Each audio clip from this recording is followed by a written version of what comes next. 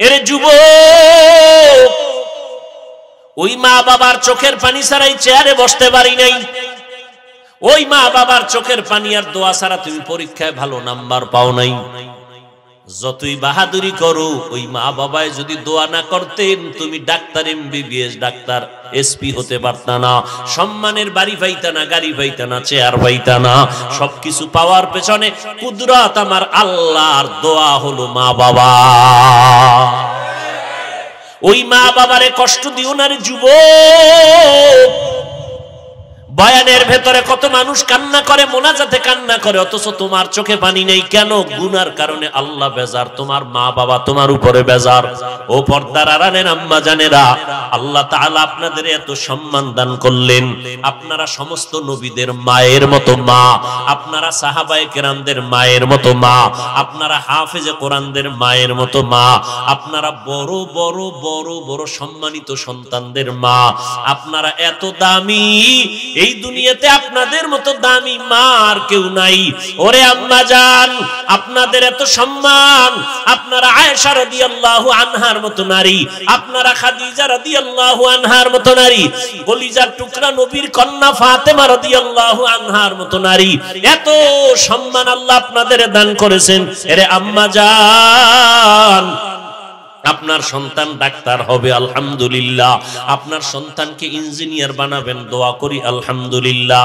আপনার সন্তানটাকে প্রফেসর বানাবেন, এসপি বানাবেন, ডিসি বানাবেন, বিসিএস ক্যাডার পড়াবেন, বড় দক্ষ সন্তান হিসেবে রাখবেন, আল্লাহর শুকর। কিন্তু অনুরোধের আম্মা জানেরা, আপনার সন্তানটাকে বেয়াদব বানাবেন না। আপনার সন্তানের আচরণে যেন এলাকার কোনো মুরব্বীরা কষ্ট না পায়, আপনার সন্তানের ব্যবহারে যেন কোনো আলেম কষ্ট না পায়, আপনার সন্তানের ব্যবহারে যেন কোনো যুবক কষ্ট না পায়। বরং এমন আদর্শওয়ালা সন্তান রেখে যাবেন, ডাক্তার হলেও যেন সবাই দোয়া করে, ইঞ্জিনিয়ার হলেও যেন তার আচরণে সবাই দোয়া করে, একজন প্রফেসর হলেও যেন সবাই দোয়া করে। আর এই রকম আদর্শ সন্তান যদি দুনিয়াতে রেখে যাইতে চান, আম্মা জান, আব্বা জানেরা, আপনাদের আগে আদর্শওয়ালা হতে হবে। 5 বেলার নামাজ পড়িয়া সন্তানের জন্য দোয়া করতে হবে। সন্তানকে বুঝাতে হবে নামাজ 5 ওয়াক্ত পড়বে, যে যেই লাইনে থাকুক না কেন, এক বেলার নামাজ বন্ধ করা যাবে না, দাড়ির মধ্যে অস্ত্র লাগানো যাবে না। নামাজ 5 বেলার পড়বে, মা বাবার দোয়া নিয়ে চলবে, ওলামায়ে কেরামের দোয়া নিয়ে চলবে, আল্লাহর মোহাব্বত নিয়ে চলবে, নবীর সুন্নতের বিপরীত লাইনে চলবে না। ও যুবক, ওই মা বাবার দোয়া নিয়ে সামনে আগাও, একটু অন্তরকে বুঝাও। তোমার আমার মতো যুবক যদি স্কুল কলেজে পড়ে, চাকরি করে, ব্যবসা করে, যদি হালাল খায়, দাড়ি রাখে, নামাজ পড়ে, আমি কেন পারবো না? আমার উপরে বুঝি আল্লাহ বেজার হয়ে গেল গুনাহের কারণে, আমার মা বাবার বরদোয়া না জানি আমার কপালে লেগে গেল। অতএব আল্লাহ বলেন, ও বান্দা তওবা কর, আমি তোর জীবনের সব গুনাহ একটা মুহূর্তের জন্য ক্ষমা করে দিতে পারি। অতএব তওবার মতো তওবা করো, চোখের পানি ছেড়ে কান্না করো। ও যুবকেরা, আমার নবীর সুন্নতের উপরে চলতে গেলে তোমার লেখাপড়া বন্ধ হবে না, চাকরিও তোমার যাবে না, তোমার দুনিয়ার সম্মানও কমবে না। ও আল্লাহর বান্দারা, আজকে আমি বক্তা, তুমি শ্রোতা, যতই ভাব দেখাই না কেন, টাকার বাহাদুরি, ক্ষমতার বাহাদুরি, সাদা কাফনে যেদিন ঢুকবা, ওই দিন টের পাইবা কার বাহাদুরি কোন জায়গায়। সবাই সাদা কাফনের প্যাকেটে যখন ঢুকবে, কে মাওলানা, কে মুফতি, কে আলেম, কে মূর্খ, কে ধনী, কে গরিব, কোনো ভেদাভেদ থাকবে না। 3টা সাদা কাফনের প্যাকেট বানাইয়া, কারো কাফনের উপরে লেখা থাকবে না এটা পীর সাহেবের লাশ, এটা ইমাম সাহেবের লাশ, এটা রিকশা ড্রাইভারের লাশ, লেখা থাকবে না। কাফনের মধ্যে ঢুকার পরে সব এক হয়ে যাবে। কবরের মধ্যে রাখার পরে 3টা প্রশ্ন সবার বেলায় করা হবে, কে ধনী, কে গরিব, কে আলেম, কে মূর্খ, ভেদাভেদ নাই। 3টা প্রশ্ন সবার বেলায় রেডি। 2 ফেরেশতা আসবে, রবের পরিচয় দাও, ধর্মের পরিচয় দাও, রাহমাতুল লিল আলামিনের পরিচয় দাও। এই 3টা প্রশ্নের জবাব কারা দিতে পারবে? আমরা হুজুরেরা পারবো না, এর কোনো গ্যারান্টি নাই। যদি থাকতো তো জান্নাতের টিকিট পাইয়া আবু বকরের মতো বান্দা সারাটা জিন্দেগি কান্না করতেন না। ওমরের মতো বান্দা রমজানের ঈদের দিন দরজায় তালা লাগায় কান্না করেন। আবু হুরায়রা কান্না করে বলে, ও খলিফাতুল মুসলিমিন, আজকে ঈদের আনন্দ বন্ধ করে আপনি দরজায় তালা লাগায় কান্না করেন কেন? ওমর বলে, আবু হুরায়রা ভাই, আনন্দ তো ওই ব্যক্তি করবে যার মধ্যে কোনো পেরেশানি নেই, চিন্তা নাই। আপনার কিসের চিন্তা? ওমরে ফারুক অর্ধ জাহানের খলিফা, যেই ওমর রাস্তা দিয়া চললে শয়তান ওই রাস্তা থেকে পালায় যায়। এই ওমর কান্না করে আর বলে, আবু হুরায়রা, আমার চিন্তা রমজানে রোজা রাখলাম কবুল হইল কিনা পেরেশানি, রমজানে তারাবি পড়লাম কবুল হলো কিনা চিন্তা, জাহান্নামের আগুন থেকে নাজাত পেলাম কিনা চিন্তা। ওমরের মতো বান্দা যদি কান্না করে, ওসমান রাদিয়াল্লাহু তাআলা আনহু কবরের কিনারা দিয়া যখন যাইতেন হাউমাউ করে কান্না করতেন, অথচ এরা জান্নাতের টিকিট প্রাপ্ত 10 জন সাহাবা অগ্রিম টিকিট পেয়ে গেছে। এরপর শুধু কান্নার আওয়াজ। হযরত আলী কাঁদতেছেন, আল্লাহর আদালতে কেমনে দাঁড়াবো? আবু বকর কাঁদতেছেন, আল্লাহর আদালতে কেমনে দাঁড়াবো? ওমর কাঁদতেছেন। এই চিন্তা যদি করেন তা আপনার আমার কি পরিমাণ কান্না করা দরকার। অথচ আমাদের চোখে তো পানি নাই, কেউ কান্না করে তাও বরদাস্ত করতে পারি না, পছন্দ করি না। আল্লাহ কোরআনে বলেন, ফালিয়াজহাকু কালিলান ওয়ালিয়াবকু কাসীরা, তোমরা কম হাসো, বেশি বেশি কান্না করো। নবীজির স্পষ্ট হাদিস, ও উম্মতেরা, গাভীর ওলান থেকে দুধ বের করে ভেতরে ঢুকানো যেমন সম্ভব না, জাহান্নামের আযাবের ভয়ে যদি কান্না কেউ করে এক ফোঁটা চোখের পানি ছেড়ে দাও, ওই বান্দার উপরে জাহান্নামের আগুন আল্লাহ হারাম করে দিবেন এমন ভাবে আর কখনো তাকে জাহান্নামে দেওয়াটাও সম্ভব হবে না। ও আল্লাহর বান্দারা, পর্দার আড়ালের মা বোনেরা, ও বৃদ্ধ বাবাজি, ও যুবক ছাত্র ভাই, এখনো সময় আছে, তওবা করে নাও। গুনার কথা স্মরণ করিয়া, এই এলাকার তোমার আমার আপন কেউ জানে না তুমি কত বড় অপরাধী, মাও জানে না, বাবাও জানে না, ভাই ব্রাদার বন্ধুরাও জানে না, একমাত্র আল্লাহ জানেন। ওই আল্লাহর কাছে যদি মনে মনে তওবা করো, আল্লাহ, মরিয়া গেলে যাব, হায়াতের মালিক আল্লাহ, ইজ্জতের মালিক আল্লাহ, মৌতের মালিক আল্লাহ, সম্মান দেয়ার মালিক আল্লাহ। অতএব আর নামাজ ছাড়বো না, বেপরদায় চলবো না, মা বাবারে কষ্ট দিব না, দাড়ি কাটবো না, ওলামায়ে কেরামদের সাথে বেয়াদবিমূলক আচরণ করব না। তওবা করার যদি খাঁটি নিয়ত থাকে এখনো তওবা করতে পারো, নবীর সুন্নাত অনুযায়ী চলবো। খাঁটি অন্তরে যদি তওবা করার নিয়ত থাকে, অন্তরে কোনো মুনাফিকি দুর্বলতা না থাকে, খাঁটি তওবার নিয়তে দুটো হাত আমার আল্লাহকে দেখাইয়া দাও। আয় আল্লাহ, হাতগুলো কবুল করে নেন, তওবা কবুল করে নেন, তওবার উপরে মজবুত হইয়া চলার মতো আমাদের তৌফিক দান করেন, আমিন। রহমতের নবী বললেন, আমি জানি না হাতের মুষ্টিতে কি আছে, আল্লাহ জানাইলে আমি জানি, আল্লাহ যদি জানান না তো আমি জানি না। রুটির মধ্যে বিষ মিশাইয়া দিছে দুশমন বুড়ি মহিলা। পয়গম্বর রুটি খাবেন, একজন সাহাবী গলায় দিয়া জাগায় বিষের ক্রিয়ায় মরে গেল। নবী বিষ মিশ্রিত রুটির একটা অংশ ভেতরে নিলেন, আর এক অংশ নিবেন। আল্লাহ জানায় দিলেন, জিব্রাইল যাও, নবী যেন আর খানাটা না খায়, রুটির মধ্যে বিষ মিশ্রিত আছে। নবী দেখেন না কেন? নবী বলেন, আল্লাহ দেখাইলে আমি দেখি, আল্লাহ দেখায় না তো আমি দেখি না। রুটির মধ্যে বিষ আল্লাহ দেখান নাই, প্রথম নবী দেখেন নাই।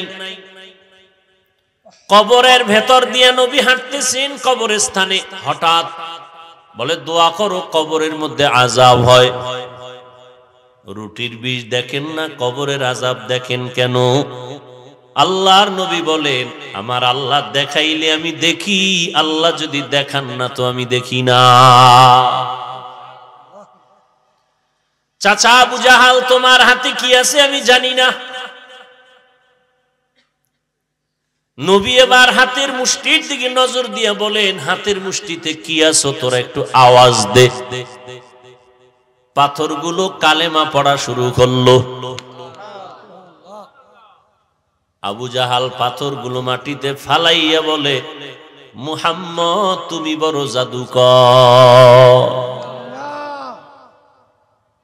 কপালে হেদায়েত নেই। মান ইয়াহদিল্লাহু ফাহুয়াল মুহতাদ ওয়া মান ইউদ্লিল ফালান তাজিদ লাহু ওয়ালিয়াম মুরশিদা। আল্লাহ যাকে চাইবেন হেদায়েতের মালা গলায় দিয়ে দিবেন। রহমতের নবীর চেহারা মোবারকের দিকে একটা নজর দিলে দীর্ঘদিনের ক্ষুধা নিবারণ হয়ে যায়, ক্ষুধা থাকে না। আমার নবীর চেহারার আলোতে অন্ধকারে কোনো বাতি লাগে না, নবীর চেহারায় আলোকিত হয়ে যায়। কেমন মায়ার নবী!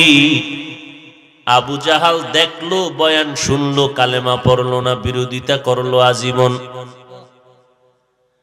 আর নবীজির গর্দান কাটার জন্য ওমর তরবারি নিয়ে দৌড়ায় 100 লাল উট পুরস্কারের লোভে।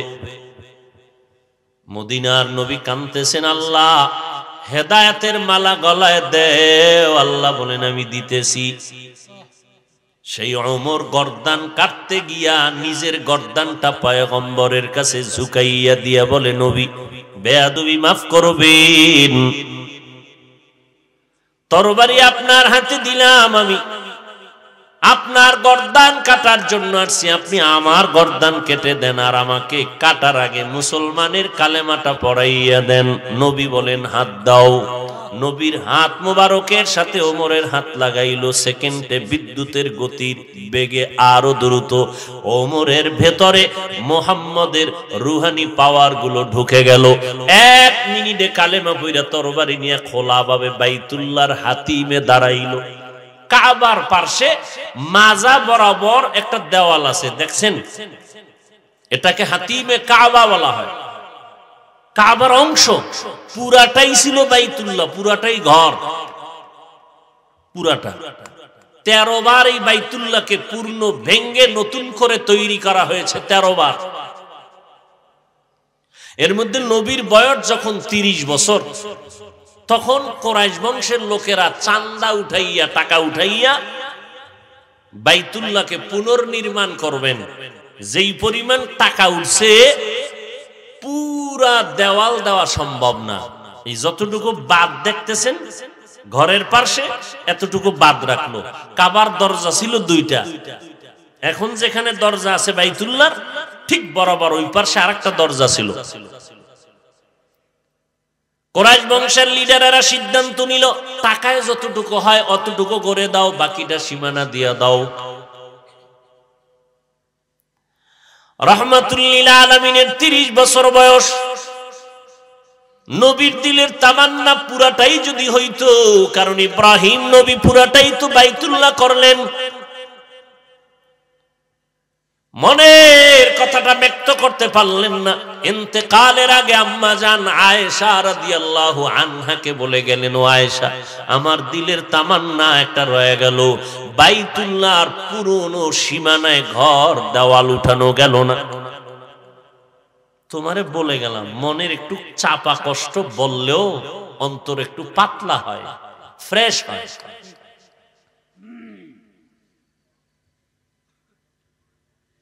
নবীর ইন্তেকালের পরে আব্দুল্লাহ বিন জুবায়ের মদিনার দায়িত্ব নেওয়ার পরে আম্মাজান আয়েশা তাকে বলছিলেন নবীর ওই ব্যথাটা। আব্দুল্লাহ বিন জুবায়ের পুরা অংশ নিয়ে বাইতুল্লাহ নির্মাণ করেছিল। বাগদাদের গভর্নর হাজ্জাজ বিন ইউসুফ হিংসার বশীভূত হইয়া জুবায়েরকে, আব্দুল্লাহ বিন জুবায়েরকে ফাঁসির কাস্টে ঝুলাইলো, গাছে লাঠ ঝুলাইয়া রাখলো, আর জিদ্দে বলে না তোমার বানানো কাবা রাখা হবে না, এই ভেঙ্গে ফেললো। ভেঙ্গে আগের নমুনায় করেছে। এই বর্তমান কাবা হাজ্জাজ বিন ইউসুফের নির্মিত কাবা। এরপরে আর নতুন করে ভেঙ্গে কাবা হয় নাই, বাকি সংস্কার হয়েছে। অর্থাৎ কি কয় এটারে? সংস্কার বুঝেন তো? মূল ভিত্তিটা ঠিক আছে, এটারে নতুন নতুন করছে, রং লাগাইছে, পাথর লাগাইছে, সবকিছু করেছে। ভাইরা আমার, ওমর হাতিমে কাবায় দাঁড়াইয়া তরবারি নিয়ে বলে, এই বেঈমানের দল, আমি 1 মিনিট আগে মুহাম্মদের দুশমন ছিলাম, এখন বন্ধু হয়ে গেছি। আয়, মুহাম্মদ এখন কালেমার দাওয়াত দিবে প্রকাশ্যে, গোপনে কোনো দাওয়াত নাই। কেউ যদি বিরুদ্ধে দাঁড়াও, কারো দরকার নাই, আমি ওমরের তরবারির সামনে দাঁড়াও, আমি ওমরের তরবারি তোমার জন্য ফয়সালা করে দিবে। হেদায়েত। আরে ভাই, আমার নবীর মতো তুলনাই তো না, নবীর সাথে কোনো তুলনাই নেই। কারণ নবী কেমন, কারণ নবীর কোনো তুলনাই নেই। সেই নবী বারবার দোয়া করতেন, আল্লাহুম্মা ইহদিনাস সিরাতাল মুস্তাকিম, আয় আল্লাহ জান্নাতে যাওয়ার সহজ পথের হেদায়েত দান করেন। নবীর কোনো গুনাহ আছে ভাই? যুবকেরা ভালো করে এই কথাগুলো মনে রাখতে হবে। সমস্ত নবীরা নিষ্পাপ, সমস্ত আম্বিয়া কেরাম নিষ্পাপ। এ কথাকে যারা ঘুরাইয়া ফিরাইয়া একটু অস্বীকার করবে বাপ, সে রাসূলের দুশমন। নবী হেদায়েতের দোয়া করেন। আম্মা জান আয়েশা রাদিয়াল্লাহু আনহা নজর করে দেখেন পয়গম্বর চিন্তায় বিভোর। এত পেরেশানি কেন নবী আপনার? নবী বলেন, হাসরের ময়দানের ভয়। ওই দিন আমার আল্লাহ যদি দয়া না করেন, জান্নাতে যাওয়ার কারো উপায় নাই। আম্মা জান আয়েশা রাদিয়াল্লাহু আনহা বললেন, পয়গম্বর আপনি? নবীজি বললেন, আমিও। আল্লাহ দয়া না করলে উপায় হবে না। তো রাসূলের হাদিস। এজন্য নবী তার কলিজার টুকরা কন্যা ফাতেমা রাদিয়াল্লাহু আনহা, নবীজি বলেন, আমি মুহাম্মদ রাহমাতুল লিল আলামিন, আমার কোনো ছেলে নাই, আমি 4 কন্যার বাবা। ও জগতের নারী জাতি, এরে আম্মা জানেরা, নারীদের এত মর্যাদা আল্লাহ দিয়েছেন, নবী দিয়েছেন, ইসলাম দিয়েছেন। কিয়ামত পর্যন্ত হাজার হাজার হাজার বছর পর্যন্ত দুনিয়ার মাথাওয়ালারা গবেষণা যদি করে, আমার আল্লাহ, আমার নবী, আমার ইসলাম যেই পরিমাণ নারীর মর্যাদা দিয়েছেন, কিয়ামত পর্যন্ত কোন গবেষক, কোন দর্শন, কোন বিজ্ঞান আজীবন চেষ্টা করেও আমার আল্লাহ, আমার নবী, আমার ইসলামের 1000 ভাগের 1 ভাগও মর্যাদা বাড়াতে পারবে না। যদি নিজের থেকে বানাইয়া দিতে চায়, নারীর অপমান হবে, সম্মান হবে না। মনে করবে সম্মান, ভেতরে গিয়া দেখবে হচ্ছে অপমান। এটা সব কথা বুঝা দরকার, বুঝানো যাবে না।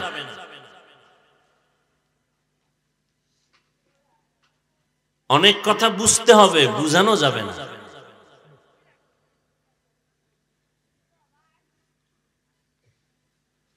আকারনা ফি বুয়ুতিকুন্না ওয়ালা তাবাররাজনা তাবাররুজাল জাহিলিয়াতিল উলা। মহিলাদের স্থান ঘর, মাছের স্থান পানি। মাছ পানি ছাড়া যেমন জীবন্ত সুস্থ থাকে না, আল্লাহ কুদরতের দ্বারা নারীদেরকে স্থান দিয়েছেন ঘরের মধ্যে। তারা থাকবে আবদ্ধ, ঘরের মধ্যে থাকবে, এটা তাদের শান্তির ঠিকানা। বর্তমানে ঘরের মধ্যেই আম্মা জানদের নিরাপত্তা নাই, বাইরে হইলে উভয় কি? ঘরের থেকে টেনে টেনে বের করে ইজ্জতের উপরে আক্রমণ করা হয়। তার মানে এইটা না যে ইসলাম নারীদের শিক্ষার ক্ষেত্রে দুর্বল করে দিয়েছে। নারীরা শিক্ষা অর্জন করবে, নারীরা পর্দা রক্ষা করে দুনিয়ার লাইনে কোনো চাকরিও যদি করতে চায় করবে, তবে লাগে না। কারণ আম্মা জানেরা বৃদ্ধ বয়সে সন্তান তাদের সব চলাফেরার আঞ্জাম খরচের ব্যবস্থা করবে। বিবাহের আগ পর্যন্ত বাবা মেয়ের সব খরচের ব্যবস্থা করবে। ভামু কই? আল্লাহ দিলে তোমার সমস্যা কি? আল্লাহর নবী বলেন, আল্লাহ কোরআনে বলেন, এই সন্তানের মা বাবা, তোমাদের সন্তান কন্যা যখন একটা পাইবা, নবী বলেন একটা জান্নাতের মালিক হয়ে যাইবা।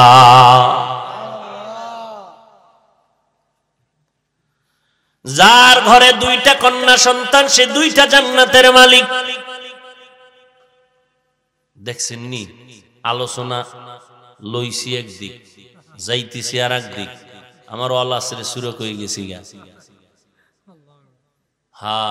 ওয়াল আসরি ইন্নাল ইনসানা লাফি খুসর। আসলে আমরা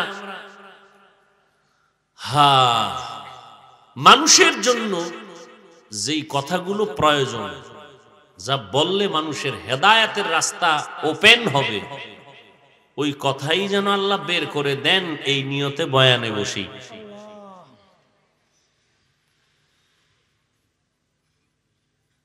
ওয়াল আসরি সূরাটা সবার একটা পরিচিত সূরা। যারা কোরআন শরীফ পড়তে জানে না তারাও এই সূরাটা পারে, শুনতে শুনতে মুখস্থ হয়ে গেছে। ওয়াল আসর, আসরের শপথ। ইন্নাল ইনসানা লাফি খুসর, নিশ্চিত সমস্ত দুনিয়ার মানুষগুলো ক্ষতিগ্রস্ত, জাহান্নামী। ইল্লাল্লাযীনা আমানু, কিন্তু যারা ঈমান আনয়ন করবেন, ওয়া আমিলুস সলিহাত, নেক আমল করবেন, ওয়া তাওয়াসাউ বিল হক, ঈমান আমলের দাওয়াত অন্যদেরকে দিবেন, ওয়া তাওয়াসাউ বিস সবর, ঈমান আমলের বিরুদ্ধাচরণকারীদের বিরুদ্ধে বাধা প্রদান করতে গিয়া বিপদ আসলে ধৈর্য ধারণ করবেন। এই চার গুণওয়ালা মানুষ ব্যতীত বাকি সমস্ত দুনিয়ার মানুষ জাহান্নামী। পয়গম্বরের হাদিস পড়েছি, পয়গম্বর বলেন, কুল্লু উম্মতি ইয়াদখুলুনাল জান্নাতা ইল্লা মান আবা, সমস্ত উম্মতেরা জান্নাতে যাবে যারা নবী মানে না তারা ব্যতীত। ইল্লা মান আবা, সাহাবায়ে কেরামদের মধ্যে বললেন, নবী আপনাকে অস্বীকার করে মানে না কারা? ক্বালা মান আতাআনি দাখালাল জান্নাহ ওয়া মান আসানি ফাকাদ আবা। পয়গম্বর বলেন, ও উম্মতের দল, যারা আমার অনুসরণ করে তারা আমাকে মানে জান্নাতে যাবে, যারা আমার অনুসরণ করে না তারা আমাকে মানে না, জান্নাতে সহসয় যাবে না। আমার অনুসরণ কেমনে হবে? আমার সুন্নতের আমলের দ্বারা হবে। قال النبي صلى الله عليه وآله وسلم تركت فيكم أمرين لن تضلوا ما تمسكتم بهما كتاب الله وسنة رسوله। পয়গম্বর বলেন, আমি বিদায় বেলা দুইটা জিনিস তোমাদের মাঝে রেখে গেলাম, আঁকড়াইয়া ধরো, বিপদ আসবে না, আসলেও তোমারে ধরবে না। এক নম্বরে কোরআন, দুই নম্বরে নবীর সুন্নাত। আল্লাহর জাতের কসম, বর্তমান দুনিয়াতে ইসলামের দুশমন কম না বেশি? সারা দুনিয়ার ইসলাম বিদ্বেষীরা চায় কোরআনের আওয়াজ বন্ধ হয়ে যাক, মাদ্রাসা বন্ধ হয়ে যাক, মসজিদে তালা লাগুক, মাইকে আওয়াজ বন্ধ হয়ে যাক, মাহফিলের মাইক বন্ধ হয়ে যাক। শুধু বেঈমানেরা চায় না, কিছু কিছু অন্তর খারাপ বলা মুসলমান মুনাফিকেরাও তাদের সাথে তাল মিলায়। এত দুশমনের মাঝে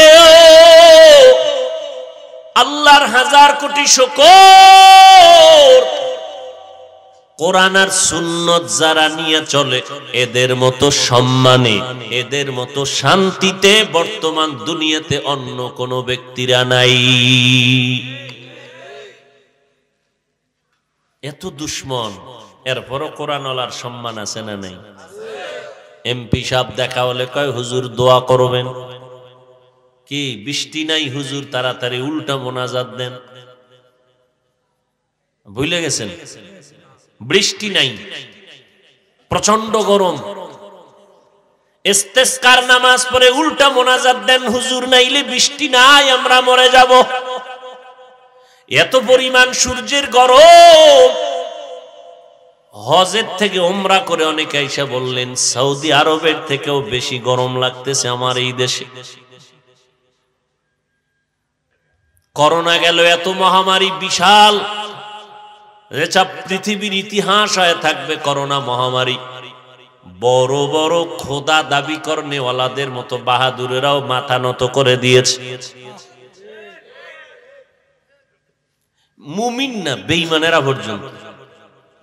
কিন্তু আপনাদের জানা থাকা দরকার, বাংলাদেশের ভিতরে তাকান, অন্য দেশের হিসাব তো পরে, আমগোটা আগে নগদটা কই, নগদ যেটা চোখে দেখেন। এত মহামারীর ভেতরে একজনেও কি বলতে পারবেন মানুষের চাকরিওয়ালার চাকরি নাই, ব্যবসায়ীর ব্যবসা নাই? পাগলের মতো কান্নার আওয়াজ। কিন্তু আল্লাহর হাজার শুকর, আমার সোনার বাংলায় একটা কোরআনের মাদ্রাসাও বন্ধ হয় নাই। বন্ধ হইছে? কোন হুজুর রাস্তায় গিয়া কইছে ভিক্ষা দাও, না খাইয়া মরতেছি বাচ্চা নিয়া? কেউ বলছে? আর কেমনে বুঝাইলে বুঝবেন যে রসুলের সুন্নাত আর কোরআন দামি? এরপরও কেন নবীর সুন্নাত মানবেন না?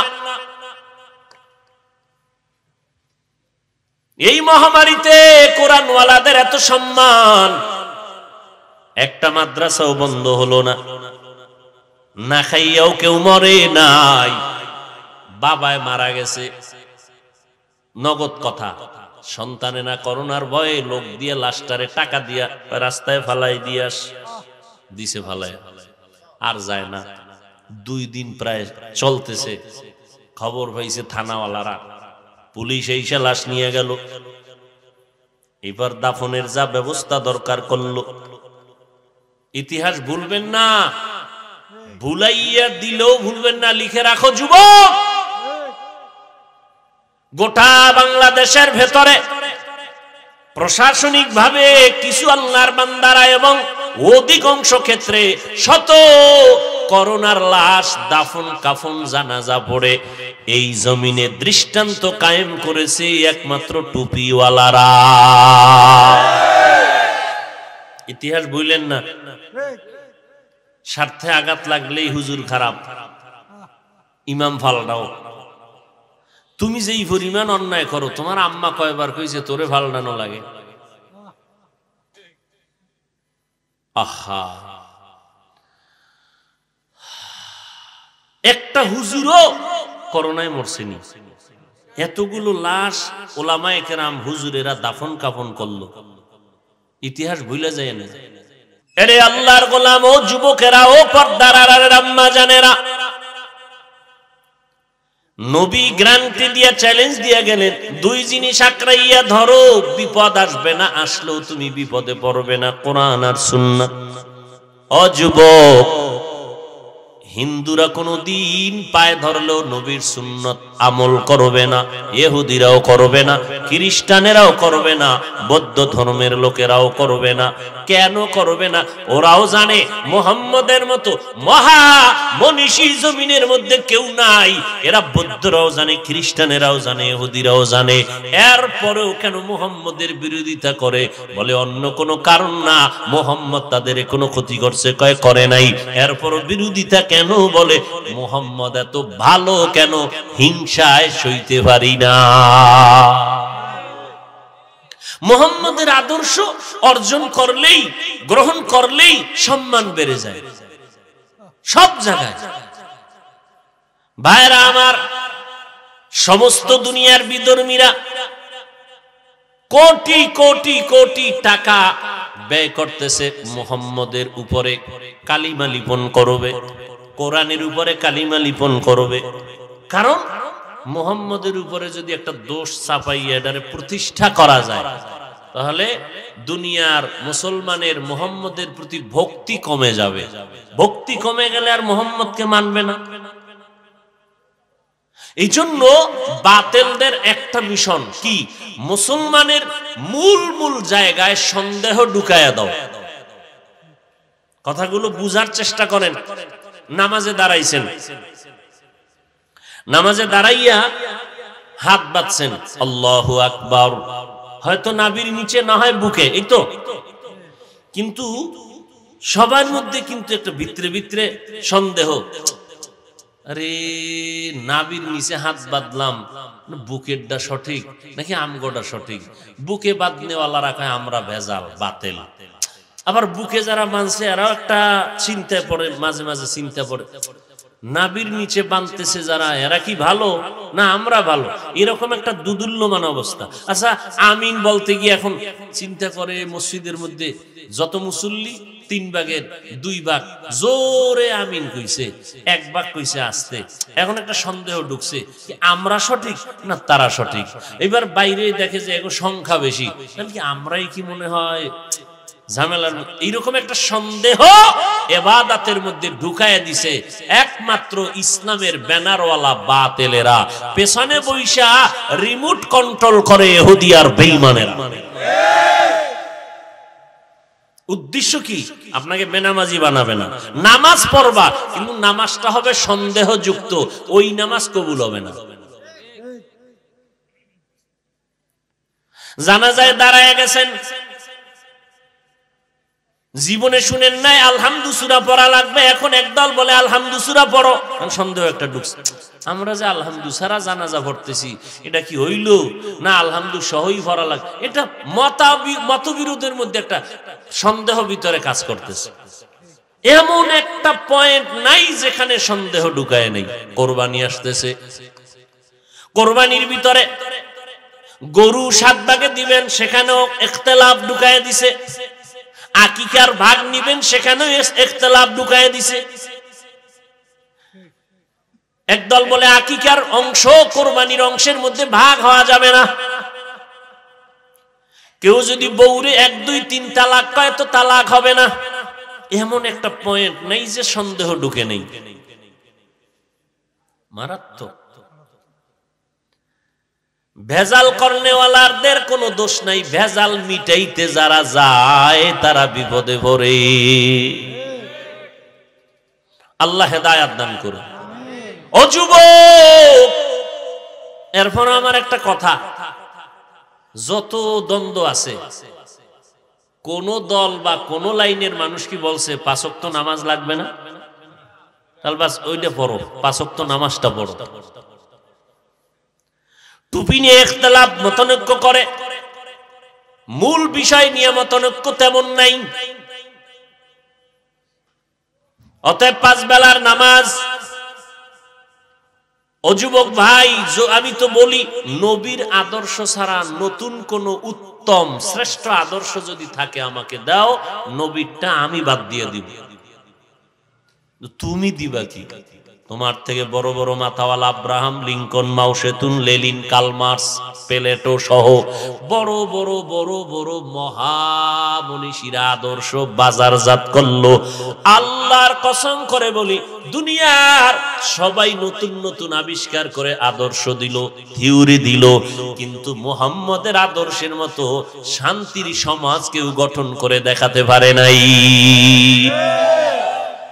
ইমামুল আউয়ালিনাল আখিরিন বহরে সাদকা রাহমাতাল লিল আলামিন সাইয়্যিদুল কাউনাইন খাতমুল মুরসালিন আখির আমদ বুতে ফখরুল আউয়ালিন। আল্লাহ তাআলা কসম খাইলেন, ওয়াল আসর, আসরের শপথ, নিশ্চয়ই সমস্ত দুনিয়ার মানুষ জাহান্নামে যাবে। কথা শেষ না আরো আছে? আল আসরি ইন্নাল ইনসানা লাফি খুসর, এতটুকুই না আরো আছে? আরো আছে। আল্লাহ কসম খেয়ে বলেন, নিশ্চয়ই সমস্ত দুনিয়ার মানুষ জাহান্নামে যাবে, ইল্লা, কিন্তু যারা 4 গুণওয়ালা হবে তারা যাবে না। কয় গুণওয়ালারা যাবে না? 1 নাম্বার গুণ হলো ঈমান, দ্বিতীয় গুণ নেক আমল, তৃতীয় গুণ হলো ঈমান আমলের দাওয়াত অন্যকে দাও। 4 নাম্বার গুণ হলো ঈমান আমল যারা মানে না তাদের বিরোধিতা করে, তাদের বাধা দাও। আল আসরের সূরায় প্রমাণ করে কি জানেন? ভালো করে খেয়াল করবেন। সব মানুষ জাহান্নামে যাবে, 4 গুণওয়ালারা যাবে না। 4 গুণের প্রথম 2 গুণ ঈমান আর নেক আমল। এই 2 গুণের হক আল্লাহর। কার? আল্লাহর হক। বাকি আরো কয় গুণ? 2 গুণ। ওই 2 গুণের হক বান্দার। আল্লাহর হক ঈমান আনো, আল্লাহর হক নেক আমল করো। এখন আপনি ঈমানও আনছেন, আমলও করেন, এরপরও কিন্তু জান্নাত রেডি না, আরো বাকি আছে 2 গুণ বান্দার হক। সেটা কি? ঈমান আমল নিজে আনলে হবে না, আমল করলে হবে না। ঈমান আমলের দাওয়াত অন্যদের দাও।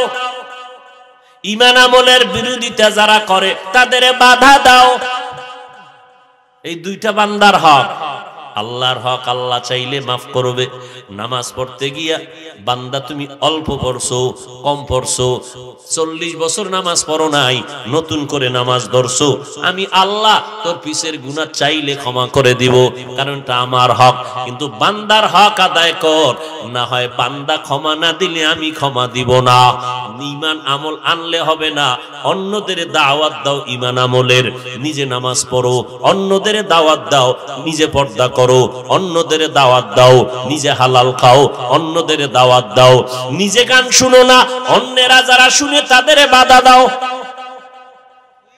কি? নিজে একটা 1000 দানার তসবি লাগাইয়া ওদিকে মোবাইল একটা ছেলেরে দিয়া বলছে সিনেমা হল তোর জন্য ফ্রি। বাবায় হাজী সাহেব হইয়া তসবি হাতের থেকে ছাড়ে না, ওদিকে সন্তান ব্যবসা করে সুদের টাকায়, লোন উঠাইয়া বিল্ডিং উঠায়, লোন টাকা সুদে আইনা ব্যবসা করে টাকা দেয়, ওই টাকার খানা খাইয়া বাবায় সেজদা দেয়। আল্লাহর নবী বলেন হারাম খাদ্য দ্বারা গোশত হবে, রক্ত হবে, জান্নাত হারাম। ঈমান আমলের দাওয়াত অন্যকে দাও, যারা বিরোধিতা করে বাধা দাও। অন্য কারা? অন্য বলতে প্রথম সিরিয়ালে নিজের আহাল। ইয়া আইয়ুহাল্লাযীনা আমানু উ আনফুসাকুম ওয়া আহলিকুম নারা আকুদুহান নাস ওয়াল হিজারা আলাইহা মালাইকাতুন গিলাদুন শিদাদুন লা ইয়াসুনাল্লাহা মা আমারাহুম ওয়া ইয়াফআলুনা মা ইউমারুন।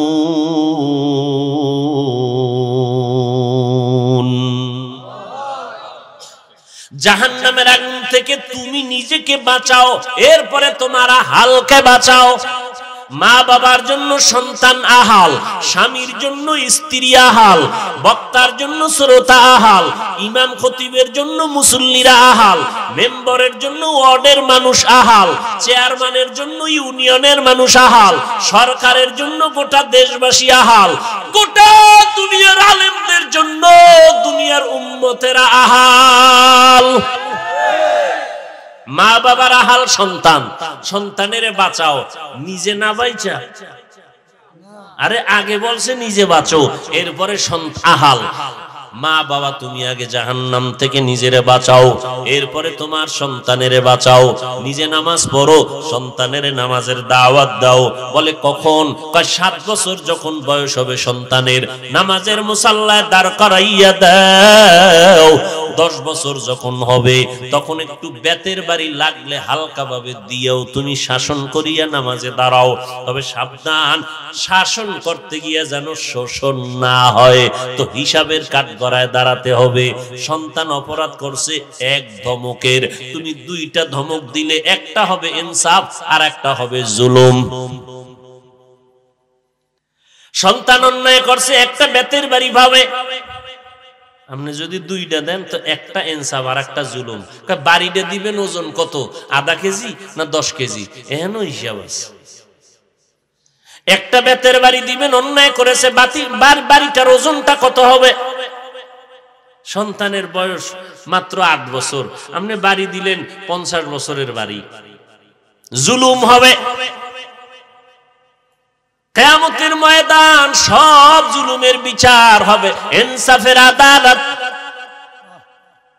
শাসন করো, শাসন করতে গিয়া যেন শোষণ না হয়। আবার সাবধান, এই মা বাবারা, সন্তানের শাসন করবা, চেহারার মধ্যে কোনো টাচ করবা না, হারাম। এই স্বামী, স্ত্রীকে শাসন করার অনুমতি আছে, তাও কি ডাইরেক্ট নেই। ওই তরকারির মধ্যে লবণ বেশি হইল কেন, একটু মরিচ বেশি হইল কেন, ধাম ধুম বিসমিল্লাহ সারা মার হয় না, না এটা না, কোরআনের আয়াত খুলো, হাদিস খুলো, প্রথম তারে একটু বুঝাও, এমনটা করবা না। এইভাবে এরপরে তুমি না বুঝলে নামাজ পড়ে না, নামাজের জন্য দাওয়াত দাও। এক পর্যায়ে তুমি বিছানা আলাদা করে দাও, তোমার সাথে আমি এক বিছনায় থাকবো না। নামাজ ঠিক মতো পড়ো না কেন, আল্লাহর নবীর তরিকা মানো না কেন। চূড়ান্ত শেষ বিচার, শেষ সময় তুমি পারলে একটু প্রহারের প্রয়োজন যদি হয় তা করবা, তবে আগের দায়িত্বগুলো পালন করার পর।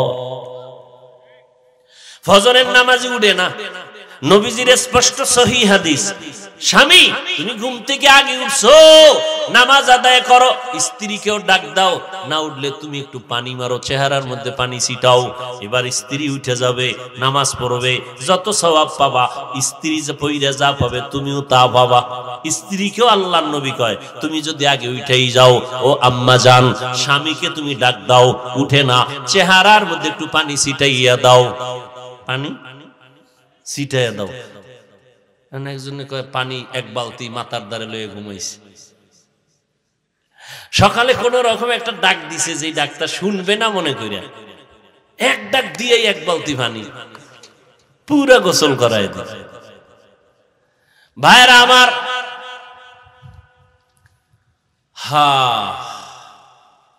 চিন্তা করতেছেন জান্নাত পাওয়া কত কঠিন, আবার কত সহজ। আল্লাহ কত বড় দয়াময়, আবার আল্লাহ বড় কঠিন। আল্লাহর মতো দয়াময় কেউ নাই, আল্লাহর মতো রাগান্বিত কেউ নাই, নবীর মতো দয়ার নবী কেউ নাই, আবার নবীর মতো রাগান্বিত কেউ নাই। ভালোর বেলায় ভালো আচরণ, মুহাম্মাদুর রাসূলুল্লাহ ওয়াল্লাযীনা আমানু মাআহু আশিদ্দাউ আলাল কুফফার রুহামাউ বাইনাহুম।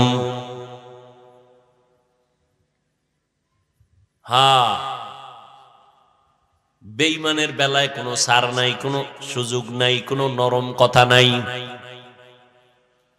ওয়াল্লাযীনা মাআহু আশিদ্দাউ আলাল কুফফারি রুহামাউ বাইনাহুম। ভাইরা আমার, ১৫০০ বছর হয়ে গেল, দুশ্মনেরা দুশ্মনী বন্ধ করে নাই, কোরআনের ভেতরে ভুল বের করার অপচেষ্টা করলো। আজও পর্যন্ত একটা ভুল কেউ বের করতে তো পারলই না, বরং অনেক বিধর্মী কালেমা পড়ে মুসলমান হলো। মুসলমানের দিকে তাকাইয়া বড় দুঃখ লাগে রে বাবা, মদিনার নবীর আদর্শে কেন চুলগুলো রাখতে পারলা না? আমার নবীর আদর্শের মধ্যে কি চুল কাটার সুন্নত তরিকা নাই? তাহলে বেঈমানেরটা কেন পালন করো রে বাবা, আমার নবীরটা কেন পালন করো না? কারণ বহু বিধর্মীরা নবীর আদর্শ দেখে কালেমা পড়ে, তোমার আদর্শ দেখে বিধর্মী কালেমা পড়বে, কিন্তু তোমার মধ্যে নবীর আদর্শ নাই কেন রে বাবা? কি মনে মনে ভাবছো হুজুরদের কথা বুঝি মিথ্যা? না, ওলামায়ে আহলে হকরা কোরআন হাদিস দিয়ে কথা বলে, কোরআনের মধ্যে একটা ভুল পারলে বের করে দাও। এখনো যদি বের করে দিতে পারো, দাড়ি ফালাইয়া প্যান্ট শার্ট টাই লাগায় নাচ গান করবো, নামাজ পড়বো না, কোরআনের বিরুদ্ধে কথা বলা শুরু করব, কিন্তু আজও পর্যন্ত একটা কোরআনে ভুল কেউ বের করতে পারে নাই।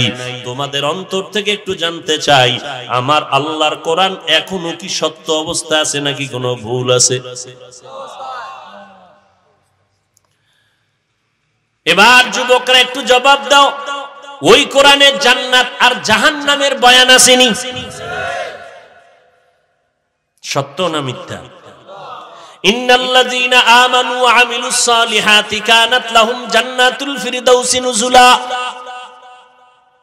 আবার জাহান্নামেরও বয়ান আছে, ইন্না জাহান্নামা কানাত মিরসাদা লিত্তাগিনা মাআবা লাবিসিনা ফিহা আহকাবা। জান্নাতে কারা যাবে, জাহান্নামে কে যাবে, আল্লাহ তাও বলেছেন, ইন্নাল আবরারা লাফি নাঈম ওয়া ইন্নাল ফুজ্জারা লাফি জাহিম। নেক আমলওয়ালারা জান্নাতে যাবে, গুনাহ যারা করবে তারা জাহান্নামে যাবে। জান্নাতটা কেমন আরামের ঘর আল্লাহ তাও কোরআনে বলছেন, হাদিস তো আছেই। জান্নাত এমন এক শান্তির জায়গা যেখানে অশান্তি বলতে কিচ্ছু নাই। একটা ইট হবে স্বর্ণের, একটা রূপার। যে ছোট জান্নাত পাবে 10টা দুনিয়ার সমতুল্য এক জান্নাত। এত সুন্দর জান্নাত, মা তাশতাহি আনফুসুকুম, যা চাইবে তাই পাইবে। মনে মনে চাইবো একটা রুহালি আম দরকার, সাথে সাথে দেখবে আম হাজির, ছোলা নাই, ভিতরের আটি নাই। এবার ওটার থেকে একটু খাবে, একরকম মজা, আবার খাবে আর এক রকম। এক আম থেকে 70 ধরনের মজা। খাইতে খাইতে পেট মোবারক, পুরা বরুড়া থানা শুদ্ধ বড় হয়ে যাবে। একটা ঢেকুর দেবে, আগের মতো হয়ে যাবে। এমন জান্নাত যেখানে কোনো কালো মানুষ থাকবে না, কোনো বুড়া হবে না, দাড়ি উঠবে না, কোন পুরুষের দাড়ি হবে না, কোন নারী পুরুষ বুড়ি হবে না, বুড়া হবে না, কালো হবে না। জান্নাতে ঢুকার আগে জান্নাতের গেটের সামনে আবে হায়াতের কূপ আছে, গোসল করবে, উঠা দেখবে সব যুবক আর যুবতী, আর পবিত্র এবং পরিষ্কার, সুন্দর সুন্দরী, কোনো কালো হবে না। নবী তালা খুলবেন, নবী ঢুকবেন, আর বলবেন অন্য নবী ঢুকবে। উম্মতের সিরিয়ালে মুহাম্মদ নবীর উম্মত আগে ঢুকবে, এরপরে অন্য নবীর উম্মতেরা। এই জান্নাত কারা পাবে? যারা বিড়ি টানে। এই জান্নাত পাবে যারা নেক আমল করে। ও যুবক, একটা ওয়াজ আজকে বাড়ি নিয়ে যাও, জান্নাত তো পাইতে চাই ইনশাআল্লাহ। 100 না কম আছে? আল্লাহ কবুল করেন। হিসাব দিয়া না হিসাব ছাড়া? হিসাব দিয়ে গেলে ফিডা, জাহান্নামে যাইতেই হবে। আল্লাহ হিসাব লইলে উপায় আসেনি। আল্লাহ আমাদের বিনা হিসাবে জান্নাত দান করুন। ওই জান্নাতটা পাওয়ার জন্য একটা স্লোগান মুখস্থ করো, ইনশাআল্লাহ। পারবো না? সহজ। কি? নেক আমল করলেই তো জান্নাত পাবো। নেক আমল লাগবে না? তাহলে একটা স্লোগান সব সময় খেয়াল রাখবো, নেক আমল করতে পারি আর না পারি, গুনাহ করব না। আর ওয়াজ লাগবে না, এই একটা ওয়াজ নিয়ে বাড়ি যাও। নেক আমল করতে পারি আর না পারি, মরিয়া যাব কিন্তু গুনাহ, বাস এই একটা ওয়াজই যথেষ্ট। নেক আমল পারলে করব, না পারলে করব না, কিন্তু গুনার কাছেও যাব না। আর ওয়াজ লাগবে, বাস। পারলে কোরআন তেলাওয়াত শুনবো, না হয় একেবারে চোখ বন্ধ করে ঘুমাবো, গানের আওয়াজ কানে দিব না। পারলে সত্য কথা বলবো, না হয় কষ্টে লাগায় রাখবো, মিথ্যা বলবো না। পারলে কারো প্রশংসা করব, না হয় জবানে তালা লাগাবো, কিন্তু কারো বদনাম। পারলে কারো উপকার করব, না পারলে চুপ করে বসে থাকবো, কিন্তু কারো ক্ষতি। কুয়াতেনে কি নাদারি বদমকুন বড় ওজুদে সদত খুদ সতম্বে হাদমকুন। যুবক ভাইরা, এই স্লোগানটা ধরে রাখা যাবে না ইনশাআল্লাহ? নেক আমল কি করব না, গুনাহ। গুনাহ জিনিসটা কিন্তু বুঝার জন্য হুজুর টুজুর লাগবে না। তোমার অন্তরে একটা রাডার ফিট করে দিছেন আমার আল্লাহ। গুনার দিকে গেলেই দেখবা শুধু রাডারে বাড়ি মারতেছে, গুনাহ গুনাহ গুনাহ, অপরাধ অপরাধ অপরাধ। এবার বলবা হাফিজ ভাই এটা কেমনে সম্ভব? এবার আমার মতো হুজুর টুজুর দিকে না তাকাইয়া তোমার লাইনের যুবকদের দিকে তাকাও, দেখবা খুবই সহজ। হয়তো তুমি পারো না রে বাবা, কিন্তু তোমার মতো শত শত যুবক স্কুল কলেজে পড়িয়াও 5 বেলার নামাজ পড়ে, আছে না নাই? তুমি পারো না কেন? তুমি তোমার ক্লাসের ছেলে মেয়েদের যারা নামাজ পড়ে, মেয়েরা ছেলেরা 5 বেলার নামাজ পড়ে, স্কুলে নামাজের জায়গা আছে, কলেজে নামাজের আলাদা জায়গা আছে, মেয়েদের নামাজের ঘর আলাদা, ছেলেদের নামাজের ঘর আলাদা। তোমার ক্লাসের ছেলে মেয়েরা নামাজ পড়ে, তুমি পারো না কেন? আগামীকালকে থেকে একটা ঔষধ ব্যবহার করো, ওদের পা ধোয়া পানি তুমি খালি পেটে 3 বার খাবা ডেইলি। তোমার ক্লাসের ছেলে মেয়েরা যদি 5 বেলার নামাজ পড়তে পারে, তুমি কেন পারবা না রে বাবা? তোমার আমার মতো যুবক র‍্যাব, আর্মি, পুলিশ, বিডিআর এর চাকরি করে, ওসি, ডিসি, এসপি, আইজি, উকিল, ব্যারিস্টার 5 বেলার নামাজ পড়ে, দাড়িওয়ালা অভাব নাই, তুমি কেন পারবা না? দাড়ি কাটা, দাড়ি সাদা, দাড়ি ছোট ছোট করে ব্রাশ মার্কা রাখে, যারা পুরাটা ক্লিন করে, আবার যারা ছোট ছোট করে রাখে। দোনো দলের গুনাহ সমান। কেমন গুনাহ? 24টা ঘন্টার সেকেন্ডে সেকেন্ডে সেকেন্ডে সেকেন্ডে সেকেন্ডে অল টাইম কবিরা গুনাহ লেখা হয়। কবিরা গুনাহ মানে কি, ছোট না বড়? তুমি নাকটাই না সরিষার তৈল লাগায় ঘুমাইতেছো, কিন্তু দাড়ি যে কাটছো এর গুনাহ কিন্তু লেখা বন্ধ নেই, অল টাইম লেখা থাকে। যতদিন পর্যন্ত তওবা না করবা ততদিন ফেরেশতাদের কলম বন্ধ হবে না।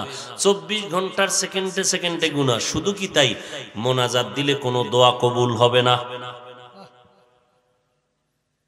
তোমাকে কাছের কোন মহব্বতের হুজুর থাকলে জিগাইও। ভাইরা আমার, এই যে টাকনু গিরার নিচে পুরুষেরা প্যান্ট পরে, প্যান্ট পরেনি,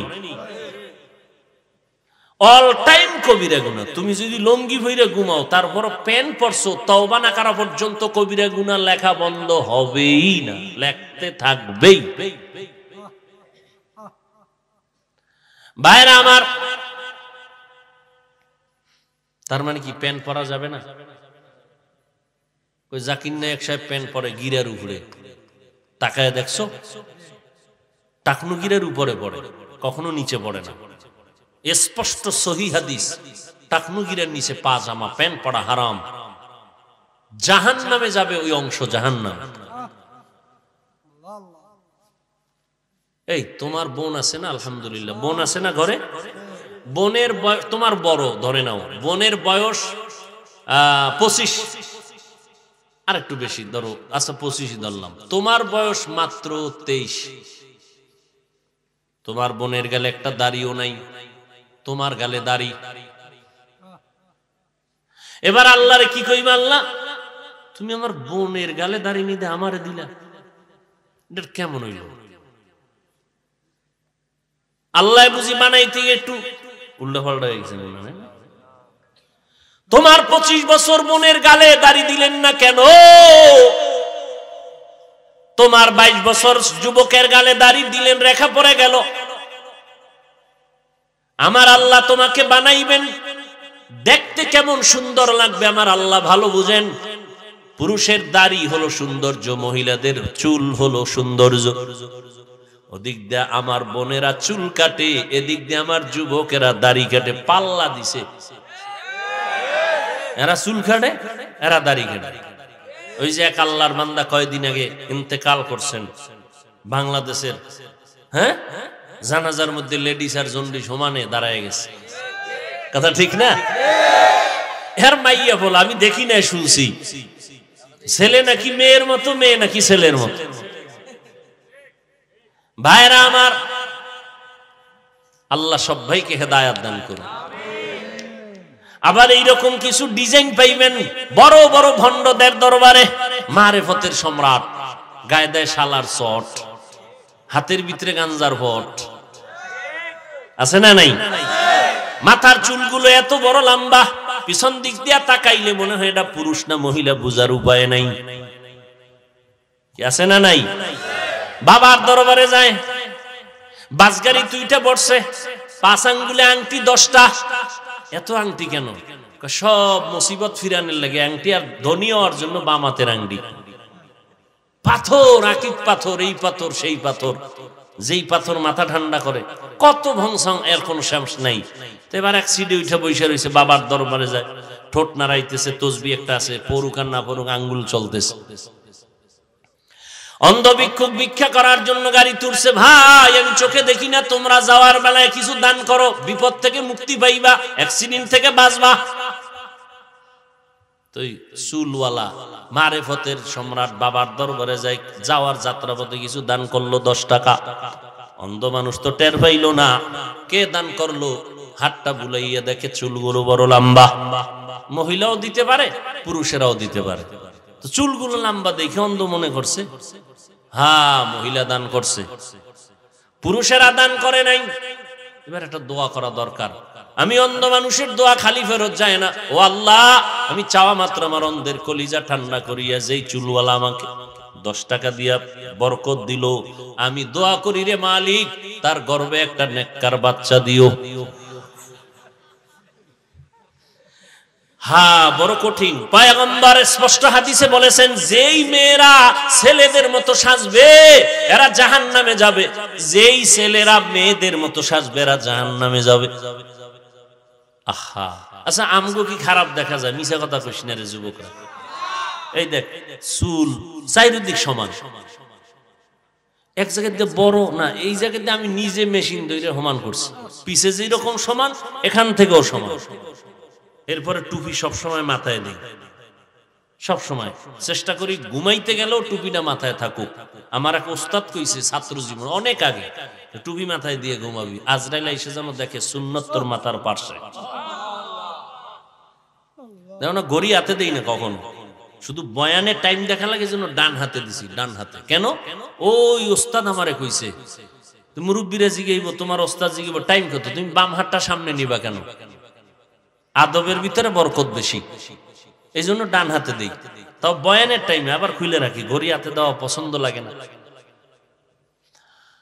আহা, লিকুল্লি শাইইন জিনাতুন ফিল ওয়ারা ওয়া জিনাতুল মারই তামামিল আদাব। তুমি আজকে বিড়ি টানো স্যারের সামনে দাঁড়ায় দাঁড়ায়, আরে টান, সুখ টান।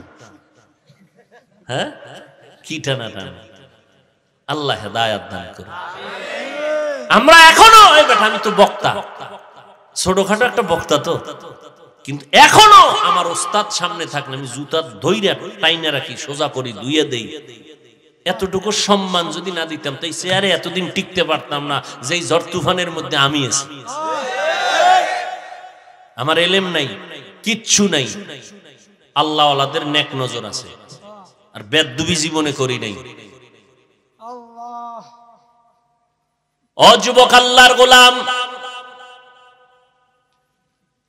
তোমার মতো যুবক স্কুল কলেজে পড়িয়াও যদি নামাজ পড়ে, তুমি তোমার বিবেকটাকে একটু জিজ্ঞাসা করো, তুমি কেন পারবা না? ঘুমের ঘরেও কত মানুষ মরিয়া যায়, ঘুমের ঘরেও কত মানুষের ইন্তেকাল হয়ে যায়। আজকে রাতের বেলা তুমি যদি ঘুমাইয়া যাও, সকালবেলা মা ডাক দিবে ঘুম থেকে উঠো, হঠাৎ মা নজর করে দেখবে, শরীরের মধ্যে হাত দিয়ে দেখবে বরফের মতো ঠান্ডা, কাঠের মতো শক্ত, চিৎকার দিয়া বলবে আমার ছেলে আর নাই। অযুবক, জীবনটাকে হেলায় হারাইও না। আজকে তোমরা স্কুল কলেজে যাদের লেখা বই পড়ো, ইংরেজি বই পড়ো, অঙ্ক পড়ো, ভূগোল পড়ো, ইতিহাস পড়ো, এই যুবকেরা আমার লাগে কথা কও, স্কুলে যে পড়ো ইংরেজি, অঙ্ক, ইতিহাস, ভূগোল, এই বইগুলো কি আসমান থেকে আইছে না কেউ লেখছে?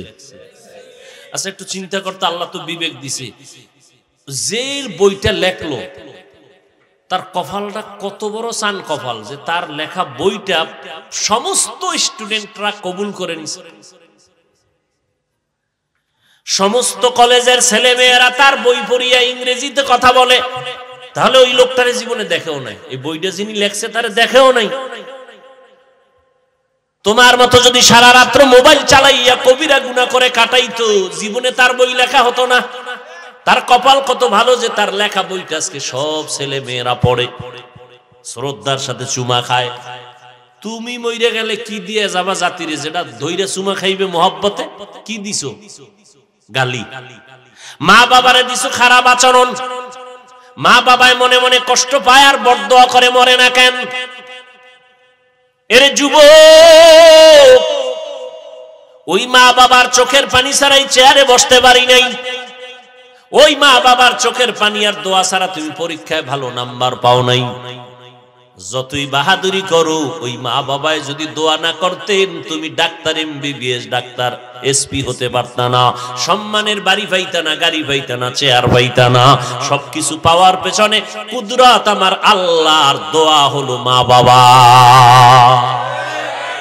ওই মা বাবারে কষ্ট দিও না রে যুবক। বয়ানের ভেতরে কত মানুষ কান্না করে, মোনাজাতে কান্না করে, অথচ তোমার চোখে পানি নেই কেন? গুনার কারণে আল্লাহ বেজার, তোমার মা বাবা তোমার উপরে বেজার। ও পর্দার আড়ালের আম্মা জানেরা, আল্লাহ তাআলা আপনাদের এত সম্মান দান করলেন। আপনারা সমস্ত নবীদের মায়ের মতো মা, আপনারা সাহাবায়ে কেরামদের মায়ের মতো মা, আপনারা হাফেজে কোরআনদের মায়ের মতো মা, আপনারা বড় বড় বড় বড় সম্মানিত সন্তানদের মা, আপনারা এত দামি। এই দুনিয়াতে আপনাদের মতো দামি মা আর কেউ নাই। ওরে আম্মা জান, আপনাদের এত সম্মান। আপনারা আয়েশা রাদিয়াল্লাহু আনহার মতো নারী, আপনারা খাদিজা রাদিয়াল্লাহু আনহার মতো নারী, কলিজার টুকরা নবীর কন্যা ফাতেমা রাদিয়াল্লাহু আনহার মতো নারী। এত সম্মান আল্লাহ আপনাদের দান করেছেন। এরে আম্মা জান, আপনার সন্তান ডাক্তার হবে, আলহামদুলিল্লাহ। আপনার সন্তানকে ইঞ্জিনিয়ার বানাবেন, দোয়া করি আলহামদুলিল্লাহ। আপনার সন্তানটাকে প্রফেসর বানাবেন, এসপি বানাবেন, ডিসি বানাবেন, বিসিএস ক্যাডার পড়াবেন, বড় দক্ষ সন্তান হিসেবে রাখবেন, আল্লাহর শুকর। কিন্তু অনুরোধের আম্মা জানেরা, আপনার সন্তানটাকে বেয়াদব বানাবেন না। আপনার সন্তানের আচরণে যেন এলাকার কোনো মুরব্বীরা কষ্ট না পায়, আপনার সন্তানের ব্যবহারে যেন কোনো আলেম কষ্ট না পায়, আপনার সন্তানের ব্যবহারে যেন কোনো যুবক কষ্ট না পায়। বরং এমন আদর্শওয়ালা সন্তান রেখে যাবেন, ডাক্তার হলেও যেন সবাই দোয়া করে, ইঞ্জিনিয়ার হলেও যেন তার আচরণে সবাই দোয়া করে, একজন প্রফেসর হলেও যেন সবাই দোয়া করে। আর এই রকম আদর্শ সন্তান যদি দুনিয়াতে রেখে যাইতে চান, আম্মা জান, আব্বা জানেরা, আপনাদের আগে আদর্শওয়ালা হতে হবে। 5 বেলার নামাজ পড়িয়া সন্তানের জন্য দোয়া করতে হবে। সন্তানকে বুঝাতে হবে নামাজ 5 ওয়াক্ত পড়বে, যে যেই লাইনে থাকুক না কেন, এক বেলার নামাজ বন্ধ করা যাবে না, দাড়ির মধ্যে অস্ত্র লাগানো যাবে না। নামাজ 5 বেলার পড়বে, মা বাবার দোয়া নিয়ে চলবে, ওলামায়ে কেরামের দোয়া নিয়ে চলবে, আল্লাহর মোহাব্বত নিয়ে চলবে, নবীর সুন্নতের বিপরীত লাইনে চলবে না।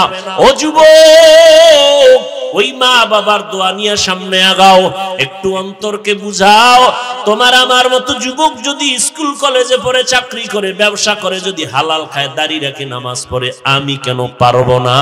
আমার উপরে বুঝি আল্লাহ বেজার হয়ে গেল গুনাহের কারণে, আমার মা বাবার বরদোয়া না জানি আমার কপালে লেগে গেল। অতএব আল্লাহ বলেন, ও বান্দা তওবা কর, আমি তোর জীবনের সব গুনাহ একটা মুহূর্তের জন্য ক্ষমা করে দিতে পারি। অতএব তওবার মতো তওবা করো, চোখের পানি ছেড়ে কান্না করো। ও যুবকেরা, আমার নবীর সুন্নতের উপরে চলতে গেলে তোমার লেখাপড়া বন্ধ হবে না, চাকরিও তোমার যাবে না, তোমার দুনিয়ার সম্মানও কমবে না।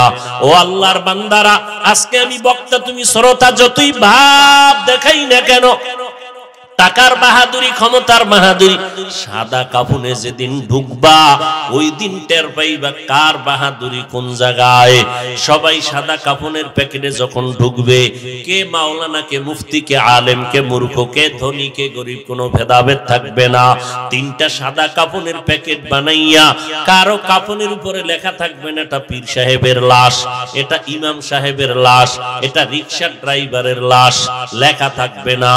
কাফনের মধ্যে ঢুকার পরে সবে এক হয়ে যাবে, কবরের মধ্যে রাখার পরে 3টা প্রশ্ন সবার বেলায় করা হবে, কে ধনী, কে গরিব, কে আলেম, কে মূর্খ, ভেদাভেদ নাই। 3টা প্রশ্ন সবার বেলায় রেডি। 2 ফেরেশতা আসবে, রবের পরিচয় দাও, ধর্মের পরিচয় দাও, রাহমাতুল লিল আলামিনের পরিচয় দাও।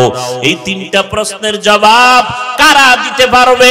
আমরা হুজুরেরা পারবো না, এর কোনো গ্যারান্টি নাই। যদি থাকতো তো জান্নাতের টিকিট পাইয়া আবু বকরের মতো বান্দা সারাটা জিন্দেগি কান্না করতেন না। ওমরের মতো বান্দা রমজানের ঈদের দিন দরজায় তালা লাগায় কান্না করেন। আবু হুরায়রা কান্না করে বলে, ও খলিফাতুল মুসলিমিন, আজকে ঈদের আনন্দ বন্ধ করে আপনি দরজায় তালা লাগায় কান্না করেন কেন? ওমর বলে, আবু হুরায়রা ভাই, আনন্দ তো ওই ব্যক্তি করবে যার মধ্যে কোনো পেরেশানি নেই, চিন্তা নাই। আপনার কিসের চিন্তা? ওমরে ফারুক অর্ধ জাহানের খলিফা, যেই ওমর রাস্তা দিয়া চললে শয়তান ওই রাস্তা থেকে পালায় যায়। এই ওমর কান্না করে আর বলে, আবু হুরায়রা, আমার চিন্তা রমজানে রোজা রাখলাম কবুল হইল কিনা পেরেশানি, রমজানে তারাবি পড়লাম কবুল হলো কিনা চিন্তা, জাহান্নামের আগুন থেকে নাজাত পেলাম কিনা চিন্তা। ওমরের মতো বান্দা যদি কান্না করে, ওসমান রাদিয়াল্লাহু তাআলা আনহু কবরের কিনারা দিয়া যখন যাইতেন হাউমাউ করে কান্না করতেন, অথচ এরা জান্নাতের টিকিট প্রাপ্ত 10 জন সাহাবা অগ্রিম টিকিট পেয়ে গেছে। এরপর শুধু কান্নার আওয়াজ। হযরত আলী কাঁদতেছেন, আল্লাহর আদালতে কেমনে দাঁড়াবো? আবু বকর কাঁদতেছেন, আল্লাহর আদালতে কেমনে দাঁড়াবো? ওমর কাঁদতেছেন। এই চিন্তা যদি করেন তা আপনার আমার কি পরিমাণ কান্না করা দরকার। অথচ আমাদের চোখে তো পানি নাই, কেউ কান্না করে তাও বরদাস্ত করতে পারি না, পছন্দ করি না। আল্লাহ কোরআনে বলেন, ফালিয়াযহাকু কালিলান ওয়ালিয়াবকু কাসীরা, তোমরা কম হাসো, বেশি বেশি কান্না করো। নবীজির স্পষ্ট হাদিস, ও উম্মতেরা, গাভীর ওলান থেকে দুধ বের করে ভেতরে ঢুকানো যেমন সম্ভব না, জাহান্নামের আযাবের ভয়ে যদি কান্না কেউ করে এক ফোঁটা চোখের পানি ছেড়ে দাও, ওই বান্দার উপরে জাহান্নামের আগুন আল্লাহ হারাম করে দিবেন এমন ভাবে আর কখনো তাকে জাহান্নামে দেওয়াটাও সম্ভব হবে না। ও আল্লাহর বান্দারা, পর্দার আড়ালের মা বোনেরা, ও বৃদ্ধ বাবাজি, ও যুবক ছাত্র ভাই, এখনো সময় আছে, তওবা করে নাও। গুনার কথা স্মরণ করিয়া, এই এলাকার তোমার আমার আপন কেউ জানে না তুমি কত বড় অপরাধী, মাও জানে না, বাবাও জানে না, ভাই ব্রাদার বন্ধুরাও জানে না, একমাত্র আল্লাহ জানেন।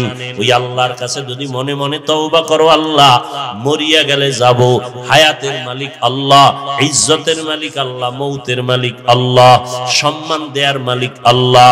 অতএব আর নামাজ ছাড়বো না, বেপরদায় চলবো না, মা বাবারে কষ্ট দিব না, দাড়ি কাটবো না, ওলামায়ে কেরামদের সাথে বেয়াদবিমূলক আচরণ করব না। তওবা করার যদি খাঁটি নিয়ত থাকে এখনো তওবা করতে পারো, নবীর সুন্নাত অনুযায়ী চলবো। খাঁটি অন্তরে যদি তওবা করার নিয়ত থাকে, অন্তরে কোনো মুনাফিকি দুর্বলতা না থাকে, খাঁটি তওবার নিয়তে দুটো হাত আমার আল্লাহকে দেখাইয়া দাও। আয় আল্লাহ, হাতগুলো কবুল করে নেন, তওবা কবুল করে নেন, তওবার উপরে মজবুত হইয়া চলার মতো আমাদের তৌফিক দান করেন, আমিন।